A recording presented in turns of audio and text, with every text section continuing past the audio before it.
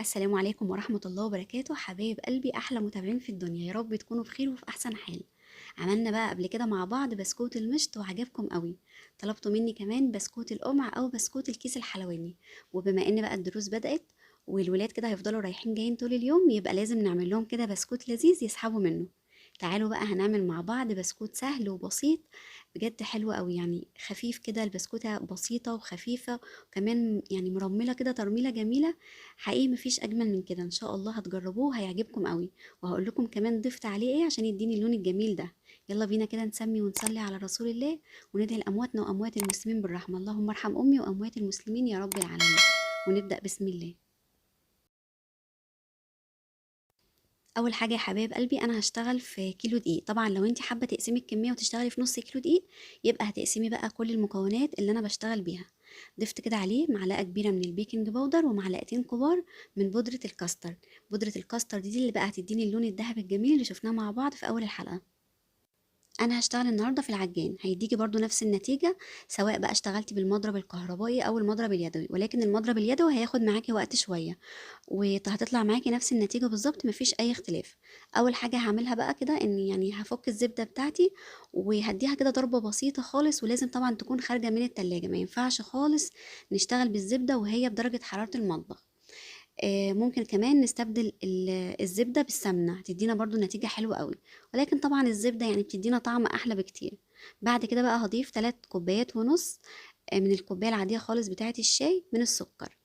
سكر طبعا يعني مضروب ومنخول، يعني سكر ناعم، وطبعا نخلته كويس قوي عشان ما يكونش فيه اي تكتلات. هفضل بقى كده اضرب في الزبدة مع السكر لحد كده ما يختفي خالص وما يكونش فيه اي تكتلات جوه الزبدة.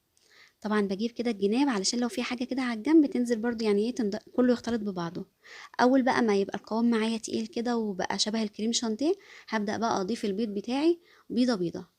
انا النهاردة هستخدم 4 بيضات، يبقى انا حطيت على الكيلو الدقيق نص كيلو من الزبدة، وقلنا ممكن نص كيلو من السمنة بدل الزبدة، و3 كوبايات ونص من السكر المنخول، و4 بيضات.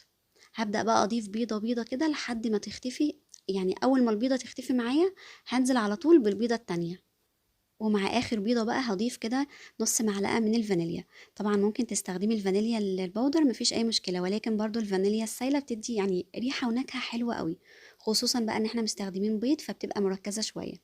هنقلب بقى كل المكونات مع بعض، وبعد كده بقى هضيف كوباية الحليب، وبرضه هقلب كل الخليط كله مع بعضه كده لحد ما يبقى قوامه معايا تقيل وبالشكل ده. بعد كده بقى نزلت بنص كمية الدقيق وهخلطهم مع بعض، بس هنا كنت بغير المضرب السلك بالكف علشان ألم كل الخليط. ما ينفعش طبعا، يعني السلك ممكن كمان يتكسر معايا. هقلبهم مع بعض كده تقليبة بسيطة خالص، يا دوب كل المكونات مع بعض كده تتلم.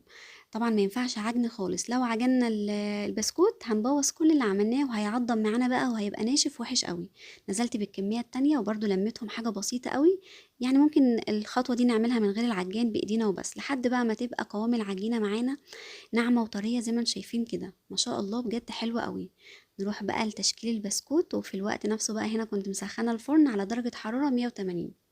جبت بقى قمع البسكوت اللي هشكل بيه، وكمان البلبله دي بتدي شكل حلو قوي، اي بقى شكل متوافر عندك هتشتغلي بيه هيديك الشكل جميل. شكلت البسكوت بتاعي في صواني صاج وصواني ألمونيوم. طبعا ما دهنتهاش اي حاجه، هو كده كده يعني البسكوت مش محتاج ان احنا ندهن. بدأت بقى اشكل البسكوت، يعني بسيب ايدي كده وبسحب لورا بمنتهى السهوله. شايفين طريقه سهله وبسيطه قوي.